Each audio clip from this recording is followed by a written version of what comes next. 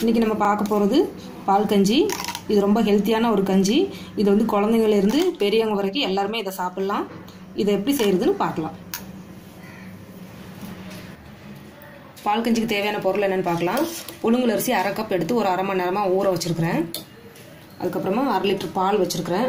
1 spoon வெந்தயம், 1 spoon ஜீரகம், பூண்டு வந்து ஒரு 15 பல் எடுத்து கட் பண்ணி வச்சுருக்கிறேன். முழுசாக போட்டோன்னா பசங்க சாப்பிடும்போது டிஸ்டர்பாக இருக்கும், இல்லைனா எடுத்து வச்சுருவாங்க. அதனால் நான் குட்டி குட்டியாக கட் பண்ணி வச்சுருக்கிறேன். உப்பு தேவையான அளவு. உப்பு வந்து நம்ம கடைசியில் தான் ஆட் பண்ணணும். அதாவது சாப்பிடும்போது மட்டும்தான் அதை போட்டு சாப்பிடணும். இப்போ ஃபஸ்ட்டு இங்கே ஒரு பாத்திரத்தில் தண்ணி வச்சுருக்கிறேன். தண்ணி வந்து நிறைய வைக்கக்கூடாது, ஒரு பாதி அளவு தண்ணி வச்சா போதும். இப்போ நான் ஸ்டவ் ஆன் பண்ணிக்கிறேன்.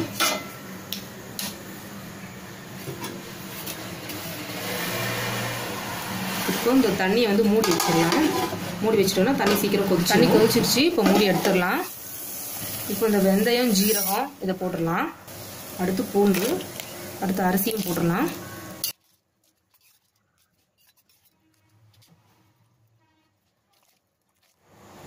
இப்போ அரிசி எல்லாம் போட்டாச்சு. போட்டதுக்கப்புறமா ஒரு தடவை நல்லா அப்படியே மிக்ஸ் பண்ணி விட்டுறலாம்.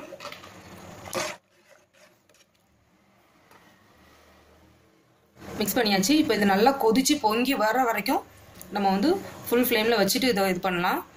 அதுக்கப்புறமா நம்ம ஃப்ளேம் வந்து கொஞ்சம் கம்மி பண்ணிடலாம்.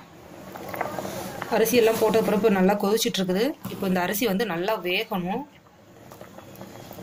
தண்ணி வந்து நம்ம வந்து அளவாக வச்சுருக்கிறதுனால அப்பப்போ கொஞ்சம் செக் பண்ணிக்கணும், இல்லைனா அடி பிடிச்சிடும். கஞ்சி வந்து இப்போ கொஞ்சம் நல்லா வெந்துட்டு வருது.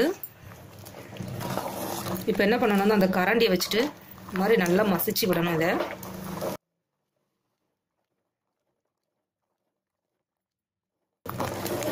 ஒருவேளை தண்ணி கம்மியாயிடுச்சுன்னா நீங்கள் கொஞ்சம் எக்ஸ்ட்ரா ஊற்றிக்கோங்க.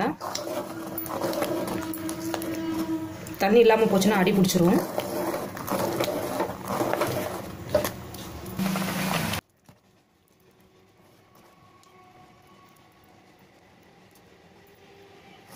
கஞ்சி வந்து நல்லா வெந்து கஞ்சி நல்லா கெட்டி ஆயிடுச்சு. இப்போ வந்து பால் ஊற்றிடலாம்.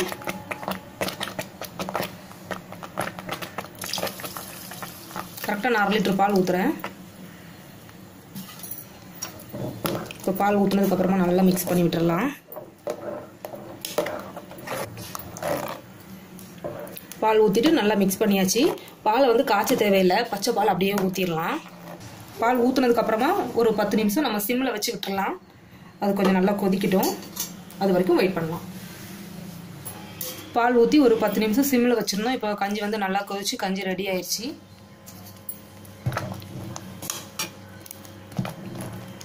இப்போ ஸ்டவ் ஆஃப் பண்ணிடலாம்.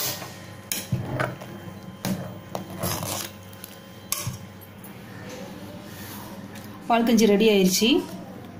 நான் வந்து உப்பு போடலை, உப்பு எல்லாம் அங்கே பக்கத்தில் வச்சுருக்கிறேன். நம்ம சாப்பிடும்போது நமக்கு தேவைக்கு எடுத்து உப்பு போட்டு மிக்ஸ் பண்ணி சாப்பிட்ணும். இப்போ இந்த கஞ்சிக்கு தேவையான உப்பு நான் எடுத்து போடுறேன். உப்பு போட்டாச்சு. இப்போ நல்லா மிக்ஸ் பண்ணிடலாம். இந்த கஞ்சிக்கு உப்பு மட்டும்தான் போட்டு சாப்பிட்ணும். நம்ம சர்க்கரையோ வேறு ஏதோ போட்டு இனிப்பாக சாப்பிட்டோம்னா நல்லா இருக்காது. ஏன்னா இதில் வந்து ஜீரகம், வெந்தயம்லாம் போட்டிருக்கிறோம். அதனால் உப்பு போட்டு தான் இந்த கஞ்சி வந்து நம்ம சாப்பிட்ணும். இதுக்கு வந்து தொட்டுக்கிறதுக்கு வந்து தேங்காய் சம்பல் வச்சுருக்கிறேன். அதுக்கப்புறமா வெல்லமும் வச்சுருக்கிறேன். நமக்கு எது இஷ்டமோ அதை வச்சு நம்ம அந்த கஞ்சி சாப்பிட்லாம். ரொம்ப ஒரு ஹெல்த்தியான கஞ்சி இது. இது வந்து நம்ம எவ்ரி சண்டே வீட்டில் இருக்கும்போது இந்த செஞ்சு சாப்பிட்டோம்னா நம்ம உடம்புக்கு வந்து ரொம்பவே குளிர்ச்சியாக இருக்கும். இந்த கஞ்சி செய்கிறதுக்கு குறைஞ்சது ஒரு 3/4 மணி நேரம் ஆகும். அதனால் நம்ம வந்து வீக் டேஸில் இதை செய்ய முடியாது. சண்டே தான் ஃப்ரீயாக இருக்கும், அதனால தான் நம்ம செஞ்சு சாப்பிட முடியும். அதனால் சண்டே செஞ்சு சாப்பிட்டுட்டு எப்படி இருக்குன்னு உங்களோட கமெண்ட்ஸை எனக்கு சொல்லுங்கள்.